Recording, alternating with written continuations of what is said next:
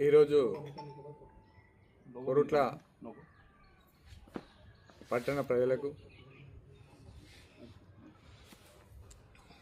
నిన్న జరిగినటువంటి మున్సిపల్ ఎలక్షన్స్లో కాంగ్రెస్ పార్టీ కౌన్సిలర్లను మెజార్టీ కౌన్సిలర్లు గెలిపించినందుకు కష్టపడ్డ కాంగ్రెస్ కార్యకర్తలకు, అదేవిధంగా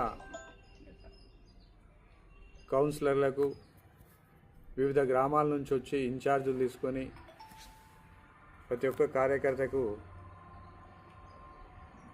కృతజ్ఞతలు తెలియజేస్తున్నాను. అదేవిధంగా గ్రామంలో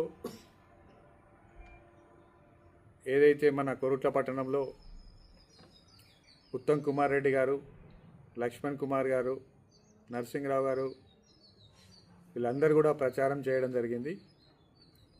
ముఖ్యంగా పట్టణ ప్రజలు కాంగ్రెస్ పార్టీ అధికారంలో ఉంది, కాంగ్రెస్ పార్టీతోనే అభివృద్ధి సాధ్యమన్న ఉద్దేశంతో ఇవాళ ప్రజలు కాంగ్రెస్కు పట్టం కట్టడం జరిగింది. ఏదైతే ఉత్తమ్ కుమార్ రెడ్డి గారు మొన్న లక్ష్మణ్ కుమార్ గారు చెప్పినట్టు ప్రభుత్వం ఇక్కడ కాంగ్రెస్ జెండా ఎగిరేస్తే ప్రభుత్వం నుండి అత్యధిక నిధులు తీసుకొచ్చే బాధ్యత ఇద్దరు మంత్రులు తీసుకోవడం జరుగుతుందని చెప్పడం జరిగింది. కాబట్టి కొరుట్ల ప్రజలందరికీ మేము ఎలక్షన్స్లో ఇచ్చిన మాట ప్రకారం కట్టుబడి ఉంటూ అభివృద్ధిని, కొరుట్ల పట్టణాన్ని అభివృద్ధిలో ముందుకు తీసుకెళ్ళడానికి మా శాయశక్తుల కృషి చేస్తామని చెప్తున్నాం. మరోసారి కొరుట్ల పట్టణ ప్రజలందరికీ నమస్కారం చెప్తూ, మాకు దాదాపు 10-15 ఏళ్ళ తర్వాత ఈ కొరుట్ల పట్టణ మున్సిపల్ను కాంగ్రెస్ కైవసం చేసుకుంది.